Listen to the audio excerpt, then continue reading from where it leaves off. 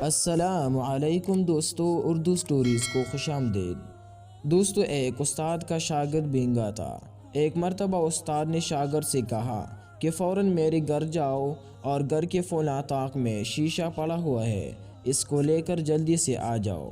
بھینگا شاگرد استاد کے گھر گیا۔ اس نے جب طاق میں دیکھا تو اپنی بھینگے پن کی وجہ سے اسے ایک کے بجائے دو شیشے دکھائی دی۔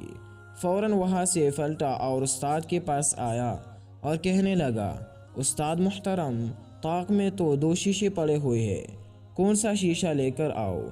استاد نے خیرت سے کہا کہ ارے کمبخت، دو شیشے کیسے؟ وہاں پر تو ایک ہی شیشہ پڑا ہوا ہے۔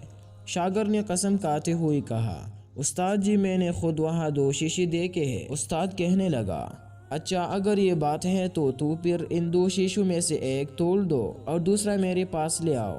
شاگرد دوبارہ استاد کے گھر گیا اور پتھر اٹھا کر زور سے شیشے پر مارا۔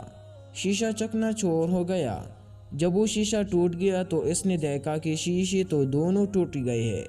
بڑا حیران ہوا کہ یہ کیا ماجرا ہے۔ وہیں سے پلٹا استاد کے پاس واپس گیا اور کہنے لگا، استاد محترم، میری سمجھ میں یہ بات نہیں آئی کہ شیشہ تو میں نے ایک ہی توڑا، مگر دوسرا شیشہ کیسے ٹوٹ گیا؟ استاد نے کہا، اے نالائق احمق، اس میں تمہاری نظر کا قصور ہے۔ شیشہ تو ایک ہی تھا، تمہاری ٹیڑھی نظر سے وہ ایک کے بجائے دو دکھائی دے رہے تھے۔